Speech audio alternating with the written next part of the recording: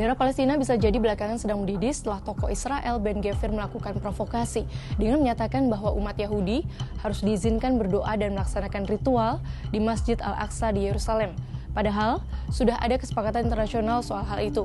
Lantas, siapa sebenarnya sosok Ben Gvir?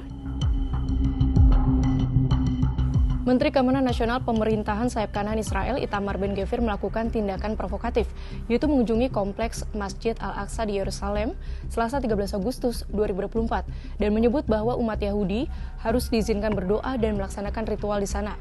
Selain itu, ia juga menyebut jika Israel harus memenangkan perang dengan Hamas dan tak perlu ke Kairo Mesir untuk perundingan gencatan senjata.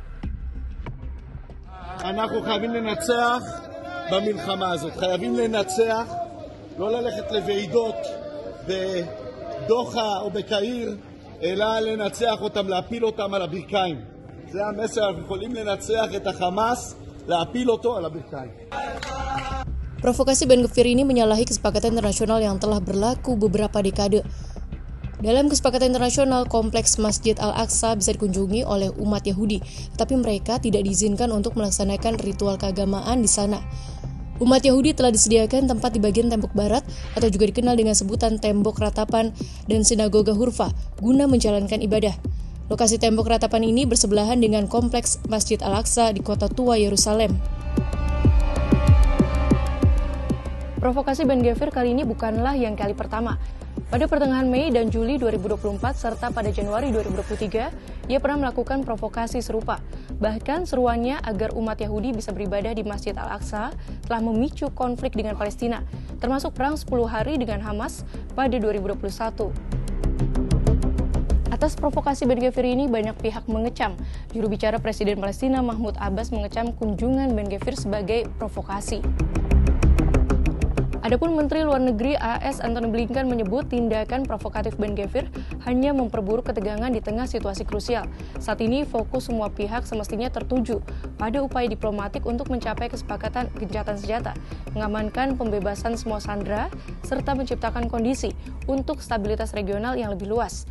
AS pun mendesak Netanyahu untuk mencegah tindakan serupa terulang kembali di masa depan. Lalu bagaimana reaksi Netanyahu atas provokasi Ben Gvir ini?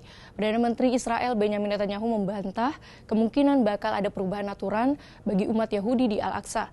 Ia juga menegur Ben Gvir. Namun Netanyahu sebagai pemimpin Partai Likud tidak bisa berbuat banyak karena pemerintahnya ditopang oleh dukungan politisi sayap kanan. Ben Gvir termasuk yang mendorong Netanyahu untuk tetap terus melancarkan operasi militer karena itulah yang dinilai sebagai kunci bagi pemerintahan Netanyahu untuk bisa bertahan hingga saat ini. Ben Gvir yang sering memprovokasi nyatanya juga pernah berselisih dengan Menteri Pertahanan Yoav Gallant. Ia berulang kali berselisih dengan Gallant tentang berbagai hal, mulai dari pelaksanaan operasi militer di Gaza, kebijakan Israel soal tepi barat, hingga langkah-langkah untuk mengekang kekuasaan lembaga peradilan Israel. Provokasi adalah hal yang sangat tidak diperlukan dalam upaya penyelesaian konflik Israel-Palestina. Semoga gencatan senjata dan pertukaran sandera segera terrealisasi di Palestina. Bukan sebaliknya, makin membara gara-gara provokasi Ben Gvir.